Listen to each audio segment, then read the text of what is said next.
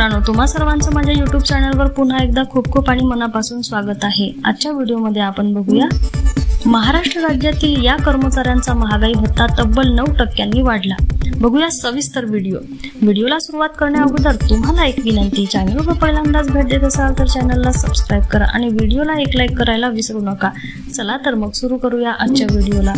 राज्य शासकीय सेवेत कार्यरत असलेल्या कर्मचाऱ्यांसाठी तथा पेन्शनधारकांसाठी एक आनंदाची बातमी समोर येत आहे।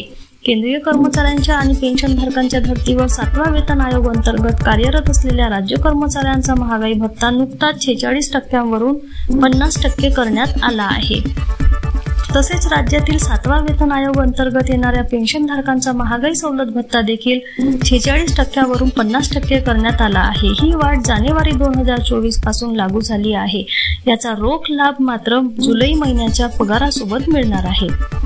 अर्थातच राज्य कर्मचाऱ्यांना जानेवारी ते जून या 6 महिन्यांची महागाई भत्ता थक बाकी देखील यावेळी दिली जाणार आहे। दरम्यान राज्यातील काही कर्मचाऱ्यांचा महागाई भत्ता हा तब्बल 9% वाढला आहे।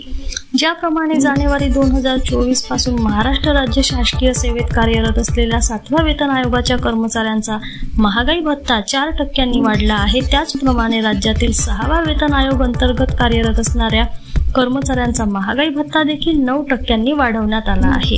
याबाबतचा शासन निर्णय देखील महाराष्ट्र राज्य शासनाच्या वित्त विभागाच्या माध्यमातून नुकताच जारी करण्यात आला आहे। या शासन निर्णयानुसार असुधारित वेतन श्रेणी 6व्या वेतन आयोगानुसार वेतन निवृत्ती वेतन घेणाऱ्यांच्या महागाई भत्ता हा 230% वरून 239% एवढे करण्यात आला आहे। म्हणजे 6वा वेतन आयोग अंतर्गत येणाऱ्या कर्मचाऱ्यांचा महागाई भत्ता 9% वाढला आहे। ही वाढ जानेवारी 2024 पासून लागू राहणार आहे। यामुळे जानेवारी ते जून या कालावधीमधील महागाई भत्ता फरकाची रक्कमही सदर 6वा वेतन आयोगाच्या कर्मचाऱ्यांच्या बँक खात्यात वर्ग होणार आहे। यामुळे 7व्या वेतन आयोगाप्रमाणेच 6व्या वेतन आयोग अंतर्गत येणाऱ्या सरकारी नोकरदार मंडळीला देखील या महागाईच्या काळात मोठा दिलासा मिळणार असे बोलले जात आहे। धन्यवाद।